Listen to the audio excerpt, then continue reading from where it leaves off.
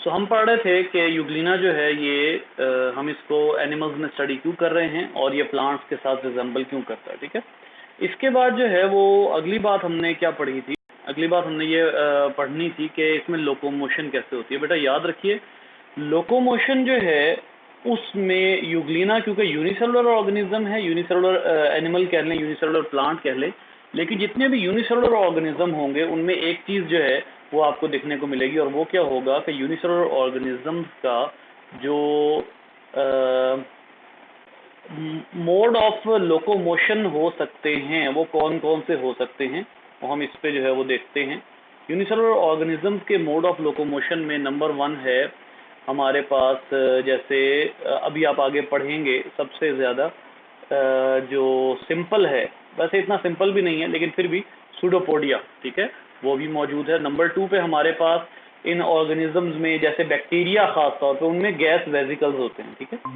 Gas vesicles जो हैं ये बैक्टीरिया को मूव करने में हेल्प करते हैं, अगरचे बैक्टीरिया में भी वो होते हैं, बैक्टीरिया में भी फ्लैजेला मौजूद होते हैं। बैक्टीरिया में तीसरा जो सोर्स है जो कि बैक्टीरिया यानी प्रोकैरियोट्स प्लस यूकैरियोट्स में यूज होता है, वो कौन सा है, वो है फ्लैजेला, ठीक है।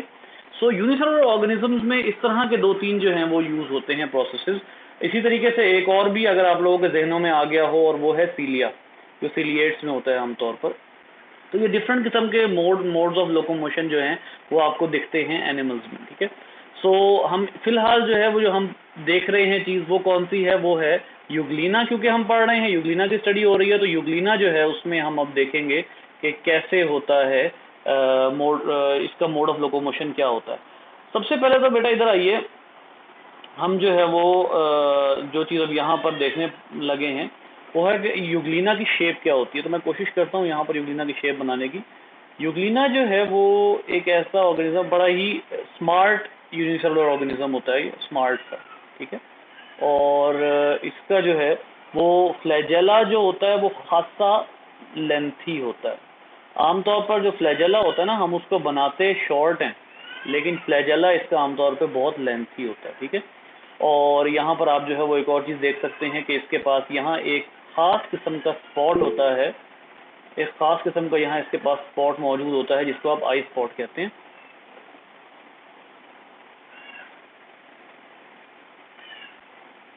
सॉरी बच्चे स्क्रीन शेयर करना भूल गया, मामलात यहाँ से जो है वो उलट हुए हैं कि मुझे जो है वो स्क्रीन शेयर याद नहीं रहा।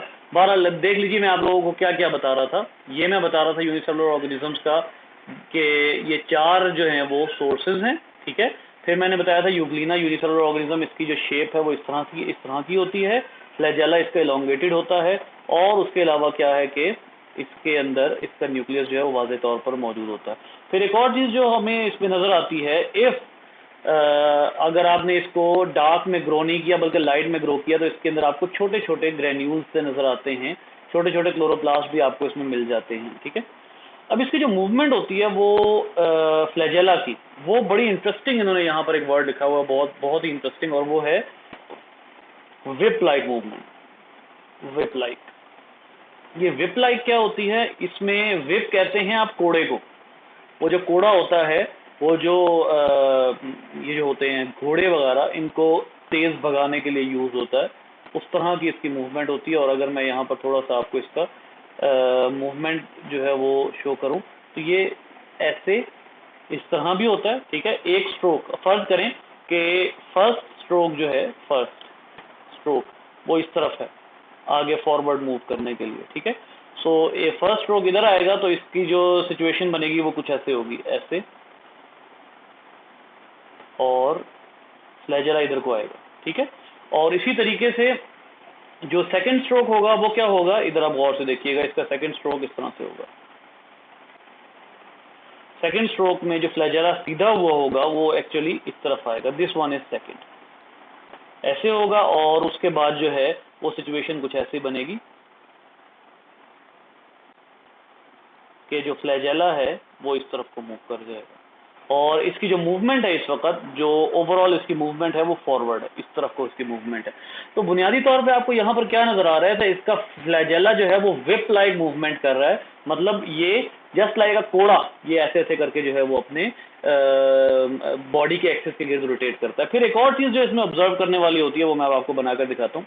इसकी जो बॉडी होती है उसके सेल, क्योंकि इसके पास सेल वॉल भी होती है, तो इसकी बॉडी में सेल मेम्ब्रेन के बाहर लेकिन सेल वॉल के अंदर खास किस्म के जो है वो कॉन्ट्रैक्टाइल स्ट्रक्चर्स होते हैं। कॉन्ट्रैक्टाइल स्ट्रक्चर मतलब वो कॉन्ट्रैक्ट हो सकते हैं। ये कॉन्ट्रैक्टाइल स्ट्रक्चर्स जो हैं ये क्या कहलाते हैं, इन कॉन्ट्रैक्टाइल स्ट्रक्चर्स को आप कह रहे हैं मायोनीम। एक्चुअली मायो का क्या मतलब है जी बेटा, आप लोगों को अब पता लग जाना चाहिए, काफ़ी हद तक हम लोग डिस्कस कर चुके हैं। मायो का वर्ड बहुत दफ़ा आया है जी। मायो का वर्ड किसको रेफर करता है, कोई बताएगा? वैसे मेरा नहीं ख्याल मैंने आपको इसका, जी शाबाशी, जो मायो का वर्ड है वो मसल को रेफर करता है। तो ये मायोनीम स्मॉल मसल्स हैं, ठीक है। मसल्स का काम आपको अच्छे तरीके से पता है कि मसल्स जो हैं वो एक्चुअली क्या इनका फंक्शन होता है, दे कॉन्ट्रैक्ट। तो अगर फर्ज कर लें कि जो यूग्लिना है उसने इस तरफ को मुड़ना है, तो मुझे बताइए कि वो किस तरफ के मसल को कॉन्ट्रैक्ट करेगा, जिस तरफ मुड़ना है उससे ऑपोजिट, या जिस तरफ मुड़ना है वही वाले मसल कॉन्ट्रैक्ट करेगा? जी बताइए।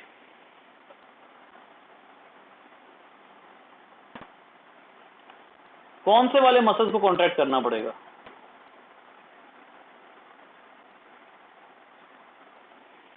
बेटा ऑब्वियसली सर जिस तरफ मुड़ना है, जिस तरफ मुड़ना है, बिल्कुल। देखें इसकी इस तरह से सिचुएशन बनेगी, ये ऐसे ना, फर्ज करें कि इसने मुड़ना है राइट साइड पर, ठीक है, तो ये ऐसे सिचुएशन बनेगी, ऐसे, और यहां से इसका जो इसकी जो बॉडी है वो बेंड हो जाएगी, ऐसे बेंड हो जाएगी।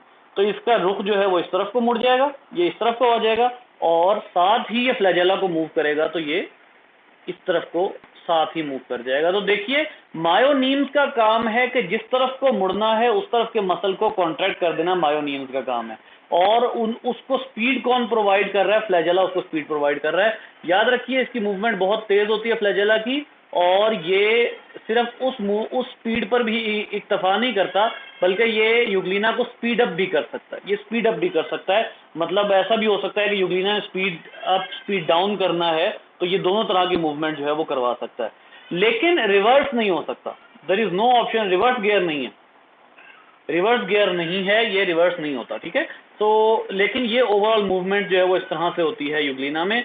और इसके अलावा क्या क्या यहाँ पर मौजूद है? Waves of activity are generated by flagellum itself. Waves of activity हैं, तेजी तेजी से मूव करता है। They increase amplitude and velocity. जी देखिए, एम्पलीट्यूड मतलब कितनी दफा वो मूव कर रहा है, वेलोसिटी मतलब speed. The activity node of flagellum causes the body of Euglena to rotate forward about its axis. तेजी तेजी अपने एक्सिस के गिर्द जो है वो रोटेट करता है। फर्ज करें ये एक्सिस है ना, ये वाला ये एक्सिस है, तो ये अपने एक्सिस के इर्द गिर्द रोटेट करता है ऐसे, इस तरफ को और इस तरफ को, और तेजी तेजी आगे को मूव करता है। Able to change its direction by active contractile myonemes which run along the length of the body. ये बात भी हो गई थी, ठीक है। सो इस तरह से जो है ये मूवमेंट करवाता है, यूग्लिनॉइड मूवमेंट। यूग्लिनॉइड मूवमेंट कहते हैं ऐसी मूवमेंट को, ठीक हो गया। अच्छा, फिर एक और चीज यहां पर आप लोगों ने ध्यान में रखनी है बेटा, कि इसकी मूवमेंट जो है ना वो बिल्कुल स्ट्रेट नहीं है, बल्कि इसकी मूवमेंट ऐसे है, ये इसकी मूवमेंट का जो नोट है ना वो ये है, मतलब ये बिल्कुल स्ट्रेट मूव नहीं करता एक्चुअली। ये इस तरह से अपने जो एक ही एक्सिस के, अगर इसे सीधा जाना हो, अगर इसे सीधा जाना है तो ये एक्चुअली उस सीधे एक्सिस के इर्द गिर्द जो है वो अप डाउन मूवमेंट करता है, ठीक है। तो इस तरह की जो है वो इसमें मूवमेंट होती है। इसके बाद आ जाता है पैरामीशियम। अब ये जो पैरामीशियम है ये एक ऐसा ऑर्गेनिज्म है जिसकी लिटिल बिट आप कह सकते हैं कि थोड़ी सी डिफिकल्ट भी है इसकी ना, जो होती है इसकी जो मूवमेंट होती है थोड़ी सी डिफिकल्ट भी है, ठीक है। ये कॉन्ट्रैक्टाइल, सॉरी मैं क्या लिखने लगा था, हाँ, जो सिलिएट्स हैं यानी पैरामीशियम। अब सिलिएट्स में भी आपको पता है कि सब मूव नहीं करते, चाहे सिलिया हो सारे मूव नहीं करते, ठीक है। कुछ ऐसे होते हैं जो एक्टिव होते हैं, एक्टिवली मूव करते हैं, ठीक है। उनमें कौन आ जाता है जो आपने अभी पढ़ना है, एक्टिवली, ठीक है, एक्टिवली मूव उनमें आ जाता है एक्चुअली पैरामीशियम, ठीक है। और जो मूव नहीं करते लेकिन उनके पास फ्लैजेला होता है वो कौन से होते हैं जी? Once again 7th chapter diagram में एग्जांपल मौजूद है इस ऑर्गेनिज्म की, जिनका मोड ऑफ जो लिविंग होता है वो सेसाइल होता है, मतलब ये एक जगह पर फिक्स रहते हैं, मूव नहीं करते, ठीक है। ये सेसाइल होते हैं जी। कौन सा है? लेकिन इनके पास सीलिया होते हैं, इनके पास सीलिया होते हैं लेकिन ये सेसाइल होते हैं। ये कौन से हैं? कोई याद है एग्जांपल? ये एग्जांपल है स्टेंटर की। आप लोगों के 7वें चैप्टर में सीलिएट में ये एग्जांपल दी हुई है, स्टेंटर। ये सेसाइल होता है, इसके पास सीलिया होते हैं, और इसके सीलिया का क्या फंक्शन होता है? इसके सीलिया का वही फंक्शन होता है जो ज़ूओफ्लैजेलेट्स में फ्लैजेला का होता है, मतलब जो वाटर करंट्स है उनको अपनी तरफ मूव करवाना होता है इसमें, वाटर करंट्स को, ठीक है। सो इस तरह से जो है वो ये मूव करवाता है। तो ये आप जो है वो देख सकते हैं कि ये सीलिया का ये यूज भी होता है, मतलब एक ऑर्गेनिज्म फिक्स्ड है अपनी जगह के ऊपर। इसकी शेप जो स्टेंटर की शेप होती है ना वो ऐसे होती है, ऐसे ये शेप है, ठीक है। अब इसमें जो है वो ये इस तरह से सीलिया मौजूद होते हैं और ये उन सीलिया के जरिए वेव्स को अपनी तरफ मूव करवाता है। इस यहाँ पर इसका न्यूक्लियस मौजूद होता है। सो ये स्टेंटर ये आप जाकर देख सकते हैं अपनी फर्स्ट ईयर 7th चैप्टर में। अब यहाँ पर देखिएगा बेटा कि इसके नीचे हम देखते हैं, सबसे पहले हमें पैरामेशियम में स्ट्रक्चर समझने से पहले ना सबसे पहले हमें देखना है स्ट्रक्चर ऑफ सीलिया। सीलिया का स्ट्रक्चर जो है उसको ऑब्जर्व करना है कि सीलिया का स्ट्रक्चर कैसा होता है। ये बड़ी इंपॉर्टेंट बात है क्योंकि सीलिया का स्ट्रक्चर समझ आएगा तो ही ये मूवमेंट आपको समझ आएगी। तो देख लेते हैं, पढ़ लेते हैं जी। यहाँ पर जो है वो एक मिनट,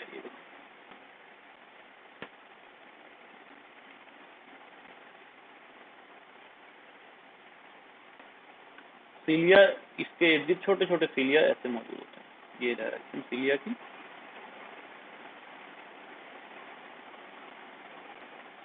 ऐसे इर्द गिर्द सीलिया मौजूद होते हैं और आपको पता है कि इसके पास जो हैं वो 2 न्यूक्लियाई मौजूद होते हैं, एक बड़ा और एक छोटा, ठीक है। ये छोटी छोटी बातें हैं। इसके बाद अब हम देखेंगे क्या कि इसका जो है वो सबसे पहले किसी एक सीलिया को हम एनलार्ज करके देखेंगे। आपको अच्छे तरीके से पता है कि सीलिया आर हेयर लाइक स्ट्रक्चर, छोटे छोटे जो हैं वो स्ट्रक्चर होते हैं, ऐसे हेयर लाइक स्ट्रक्चर होते हैं। और इनकी जो प्रॉपर्टी है, एक्चुअल प्रॉपर्टी, वो क्या है कि they are made up of actin. Actin का क्या काम था? हमने अभी थोड़ी देर कुछ अर्सा पहले ही एक्टिन जो है उसके बारे में पढ़ा है कि एक्टिन या इस तरह की प्रोटीन खास तौर पर सीलिया किससे बने होते हैं। चलिए हम इसको भी मिटा देते हैं। एक्चुअली एक्टिन नहीं है, मुझे एकदम ज़हन में आया, ये एक्टिन नहीं है। इसको देखिएगा, मैं आपको बताता हूँ। ये उनसे बनते हैं जो आपने पिछले उसमें पढ़ा था फर्स्ट ईयर चैप्टर 4 में, साइटोस्केलेटन में, माइक्रोट्यूब्यूल्स। ये जो सीलिया होते हैं माइक्रोट्यूब्यूल्स के बने हुए होते हैं, ये आप बुक में जाकर चेक कर सकते हैं, ठीक है। सीलिया माइक्रोट्यूब्यूल्स के बने हुए होते हैं। और ये स्ट्रक्चर क्या होता है माइक्रोट्यूब्यूल का, अब हमने ये देखना है। तो बेटा सबसे पहले तो हम जो है वो इसका क्रॉस सेक्शन कट करेंगे, इसका सीएस देखेंगे कि इसका सीएस जो है वो हमें क्या बता रहा है कि जो माइक्रोट्यूब्यूल है उसका स्ट्रक्चर क्या होता है और ये सीलिया माइक्रोट्यूब्यूल्स में कैसे अरेंज होते हैं। बेटा क्रॉस सेक्शन का मतलब क्या है? क्रॉस सेक्शन का मतलब ये है कि अगर कोई भी ऐसे ये ऑब्जेक्ट है, सिलेंड्रिकल ऑब्जेक्ट है मेरे पास, तो मैं उसको जो है वो ऐसे कट करता हूँ, तो ये उसका क्रॉस सेक्शन है। आप में से अगर किसी ने शौकिया कुर्बानी के बकरे की स्पाइनल कॉर्ड कट की हो तो वो क्रॉस सेक्शन के जरिए कट होती है। तो अब आप देखिएगा कि इसकी जो शेप होती है वो कुछ ऐसे होती है। फर्ज करें ये सीलिया है, एक सीलिया, ये एक बड़ा सारा सीलिया आ रहा है, ठीक है। अब आप लोगों ने ये सोचना है कि आप इसको किस में देख रहे हैं, you are observing it under a microscope, ठीक हो गया। अब ये जो सीलिया है इसका स्ट्रक्चर कैसे है, इधर देखिएगा। ये जो है वो ये एक सीलिया आ रहा है। इस सीलिया के अंदर हमने क्या कहा? अलोंग द लेंथ, आगे से लेकर पीछे तक क्या अरेंज हुए हुए हैं बेटा? याद रखिएगा, आगे से लेकर पीछे तक इसमें अरेंज हुए हुए हैं माइक्रोट्यूब्यूल, माइक्रोट्यूब्यूल्स अरेंज हुए हैं। ये पीछे तक जा रहे हैं, मतलब ये अगर एक सीलिया ना, this is a single cilia, cilium, ठीक है। ये एक सीलिया है तो आगे से लेकर पीछे तक इसमें माइक्रोट्यूब्यूल्स जा रहे हैं। उन माइक्रोट्यूब्यूल्स के अरेंजमेंट कैसे है, अब आप जरा गौर कीजिएगा इस बात के ऊपर जी। एक मिनट, ये हम जो है जूम करके इसको, तो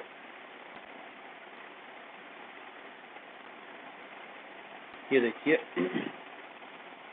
इसकी शेप कुछ ऐसे होती है, दरमियान में ना एक मोटर सी लगी हुई होती है, जस्ट लाइक अ मोटर।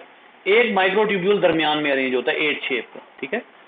ये एक ही माइक्रोट्यूब्यूल है जो अलोंग द लेंथ पीछे तक जा रहा है। दरमियान में एक ही माइक्रोट्यूब्यूल मौजूद है जो अलोंग द लेंथ पीछे तक जा रहा है। जितना लंबा सीलिया है, ये देखें, ये जितना लंबा सीलियम है उतना ही पीछे तक ये वाला माइक्रोट्यूब्यूल दरमियान वाला, जिसको मैंने मोटर कहा है, ये पीछे तक जा रहा है, ठीक है। एक्चुअली इसकी शेप में कुछ ऐसे होती है, एक्चुअल शेप ये होती है, ये और ये, लेकिन हम इसको 8 शेप भी कह देते हैं, ठीक है।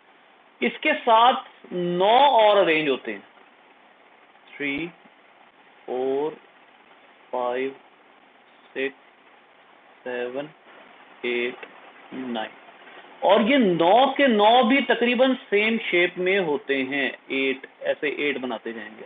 ये सब माइक्रोट्यूब्यूल्स हैं, मतलब सेंट्रल भी माइक्रोट्यूब्यूल है और ये वाले भी माइक्रोट्यूब्यूल्स ही हैं, ठीक है। ये ऐसे जो है वो सब के सब 8 शेप में होते हैं। ये भी 8 शेप में होगा ऐसे, ये भी 8 शेप में होगा, ये भी 8 शेप में होगा, सब 8 शेप में होते हैं, ठीक है। अब फर्ज करें कि जो ऑर्गेनिज्म है, ये गौर कीजिएगा इस बात के ऊपर, फर्ज करें कि जो ऑर्गेनिज्म है, जो ऑर्गेनिज्म है उसने मूव करना है फॉरवर्ड। बेटा जब भी हम फॉरवर्ड मूव करते हैं तो हम पानी को किस तरफ धकेलते हैं? बैकवर्ड। ऑब्वियसली पानी को हम जो है वो बैकवर्ड धकेलेंगे। तो इसका मतलब ये हुआ कि सीलिया जो है उसको बैकवर्ड मूव करना पड़ेगा। सीलियम की मूवमेंट जो है वो बैकवर्ड होगी, ऑर्गेनिज्म की मूवमेंट फॉरवर्ड होगी, ठीक हो गया। सो अब हम देख लेते हैं कि ये हमें यहाँ पर क्या बताएगा। देखिए बेटा, इसकी ना बड़े ही ज़बरदस्त अरेंजमेंट होती है। ये यहाँ से आप नंबरिंग लेना शुरू करें ना, ये हमका सेलेक्ट हो गया, ये वाला सेलेक्ट कर देते हैं। यहाँ से पहला नंबर, दूसरा, तीसरा, ये क्या हो रहा है, चौथा, फिर पांचवा, छठा, सातवां, या अल्लाह खैर आठवां, 8 है, 9 नहीं बने, चले एक और बना देते हैं यहाँ पे, कोई नहीं, ऐसे करके, ठीक है, ये 9वां हो गया, ठीक है। अब होता क्या है, 2 तरह के स्ट्रोक इसमें काम करते हैं, ठीक है। 2 स्ट्रोक होते हैं, एक होता है एक्टिव स्ट्रोक, एक्टिव सर 10 हो गए। जी बेटा, 10 हो गए सर। बेटा 20 पे क्लास एंड होती है सर, ये माइक्रोट्यूब्यूल। अच्छा, मैंने गलत गिन लिया, 1 2 3 4 5 6 7 8, ओहो मैंने गलत गिन लिया था, थैंक यू यार। चले कोई नहीं, अब आप इसको छोड़ दें फिलहाल, अब आपको पता है ना कि 9 है। देखिए 2 तरह के स्ट्रोक होते हैं, एक होता है एक्टिव स्ट्रोक, जो दूसरा स्ट्रोक होता है वो होता है रिकवरी स्ट्रोक, ठीक है। रिकवरी, अब ये आप रिकवरी को अज्यूम कर लीजिए, रिकवरी लिखा हुआ, रिकवरी स्ट्रोक जो होता है, जो एक्टिव और रिकवरी स्ट्रोक है, उसमें फर्क क्या होता है, इसको हम लिख लेते हैं साइड के ऊपर, क्योंकि ये जूम आउट भी करना है, बल्कि मुझे याद आया जी। रिकवरी स्ट्रोक, ये देखिएगा कि इसको जो है वो रिकवरी स्ट्रोक, ये देखिए इसमें होता क्या है, जो एक्टिव स्ट्रोक होता है वो उसमें 5 आउट ऑफ 9 जो माइक्रोट्यूब्यूल्स होते हैं वो मूव करते हैं और वो पूरे सीलिया को बैकवर्ड मूव करवाते हैं। फॉर एग्जांपल, मैं अब यहाँ पर कलर चेंज करके लिखने लगा, ये देखिए 1 पहला, दूसरा, तीसरा, चौथा, पांचवा, ये जो पहले 5 हैं इन सब की मूवमेंट एक खास तरह की होगी। ये देखें ये सब कैसे मूव करेंगे, इधर देखिएगा, ये 8 शेप में रेंज है ना, तो अगर इन्होंने पीछे की तरफ मूव करना होगा तो ये इस शेप में आ जाएंगे, मतलब ये सारे के सारे ऐसे को मूव करेंगे पीछे। ये 5 कितने, 5 आउट ऑफ 9, 5 आउट ऑफ 9 जो है वो एकदम से इस पूरे सीलिया को किस तरफ को मूव करवाएंगे, बैकवर्ड। कैसे मूव करवाएंगे, तो ये 5 आउट ऑफ 9 अपने ही एक्सिस के गिर्द रोटेट करेंगे और ये जो 8 शेप है ये अगर पहले वर्टिकल थी तो इनके मूव करने की वजह से यही शेप अब क्या हो जाएगी, हॉरिजॉन्टल। मतलब इसकी वजह से एक बैकवर्ड स्ट्रोक लगेगा। ये देखिए, देखे ना कि सॉरी बैकवर्ड नहीं, फॉरवर्ड स्ट्रोक लगेगा। बिल्कुल ऐसे ही जैसे तैरते हुए हम पानी को धकेलते हैं ना पीछे की तरफ, तो ये जैसे ही ये पीछे की तरफ मूव करेंगे तो सीलिया का स्ट्रोक होगा बैकवर्ड। जी मैं ये बताने लगा था, जो सीलिया का स्ट्रोक होगा वो बैकवर्ड होगा, और जो स्ट्रोक होगा किसका, ऑर्गेनिज्म का, ऑर्गेनिज्म का स्ट्रोक होगा वो फॉरवर्ड होगा। बिल्कुल ऐसे ही जैसे मैं अगर पानी में तैर रहा हूं तो मैं अपने हाथों को पीछे की साइड पर मूव करूंगा ताकि क्या हो, ताकि पानी पीछे को जाए। तो ये 5 आउट ऑफ 9 क्या करेंगे, ये सारे के सारे अपनी डायरेक्शन चेंज कर लेंगे। अगर मैं दोबारा से जूम करके आपको इनकी डायरेक्शन जो है वो इसी डायग्राम में दिखाऊं तो इधर देखिएगा जरा, ये देखें, ये नीचे को आएगा ऐसे, क्या बन गया, नीचे को, ये भी नीचे को आएगा, ये भी नीचे को आएगा पीछे की तरफ। एक्चुअली इनका पर्पस नीचे आना नहीं है, इनका पर्पस पीछे की तरफ आना है। ऐसे करके मूव करेंगे, ये सारे के सारे एक एक करके पीछे की तरफ मूव करेंगे, और क्या होगा अल्टीमेटली कि ये जो ऑर्गेनिज्म है ये इसको एक स्ट्रोक मिलेगा जो एक्चुअली सीलिया का स्ट्रोक होगा बैकवर्ड और ऑर्गेनिज्म का स्ट्रोक होगा फॉरवर्ड। जी बेटा ये पॉइंट समझ आया 5 आउट ऑफ 9 वाला?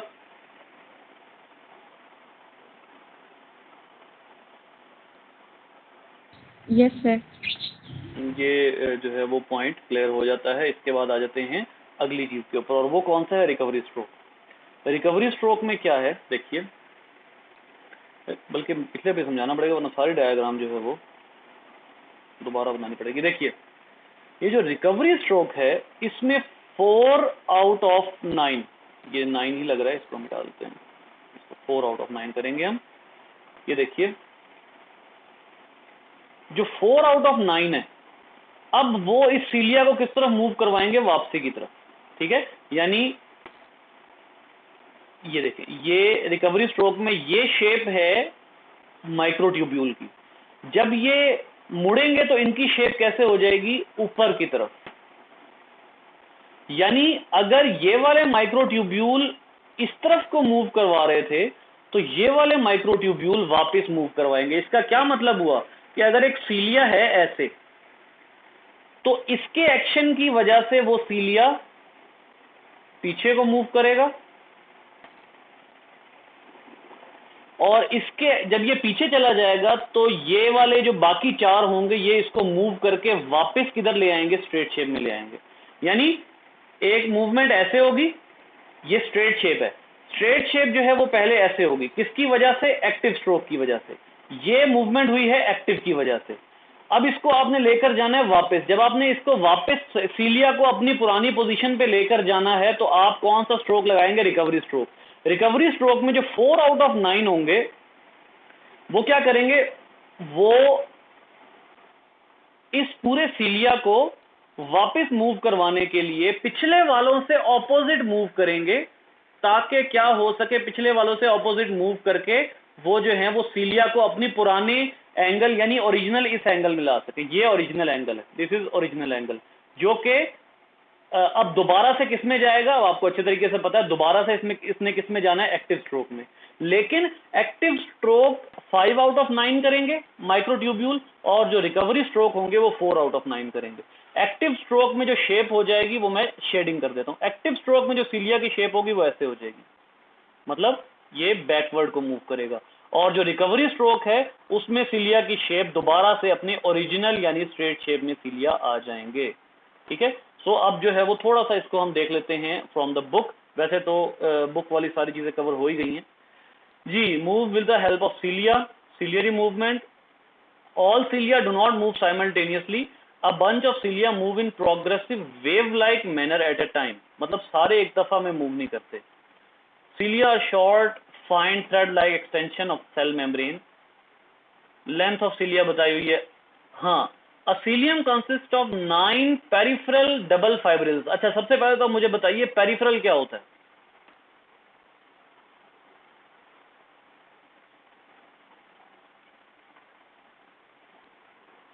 जी, पेरिफेरल क्या होता है?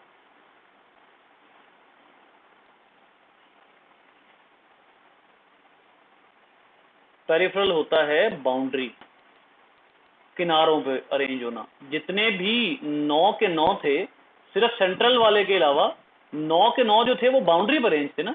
तो जैसे ये मैं अगर यहाँ बनाता हूँ तो सारे के सारे ऐसे अरेंज थे 9। तो बाउंड्री पर अरेंज होने वाले जो होते हैं वो पेरिफेरल होते हैं।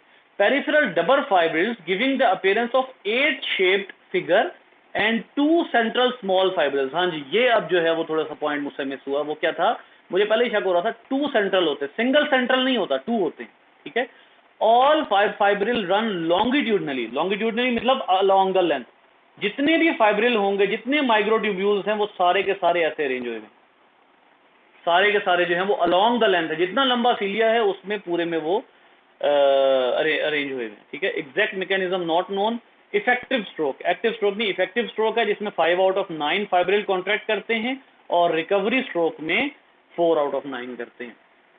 अगली बात वो यहाँ पर क्या कर रहा है, भाई एनर्जी चाहिए तो एटीपी जो है वो माइटोकॉन्ड्रिया से ली जाएगी, क्योंकि ये यूकैरियोट है। ऑब्वियसली जो पैरामीशियम है वो यूकैरियोटिक ऑर्गेनिज्म में आता है। तो ये जो यूकैरियोटिक ऑर्गेनिज्म है ये इसके पास माइटोकॉन्ड्रिया मौजूद होगा, तो ये माइटोकॉन्ड्रिया से एटीपी दे देगा किसको, इन सीलिया को। और सीलिया जो है वो एटीपी यूज करते हुए एक इफेक्टिव और रिकवरी स्ट्रोक चला देंगे।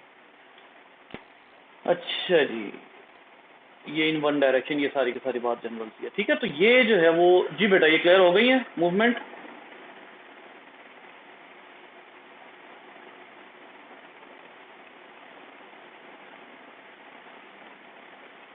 अल्लाह के बंदों और बंदियों,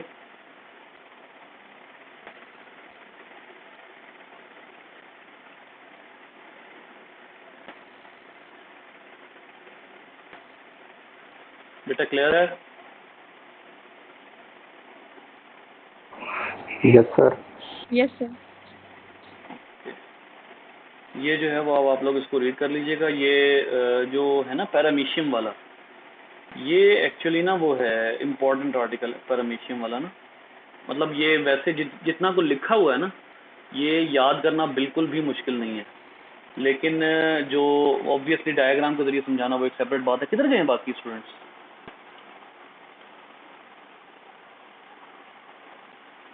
इतने ही थे? जी सर जी, आ गई समझ। अच्छा, इतने थे, चलो कोई नहीं कोई नहीं। तो अब आप लोगों ने जो है वो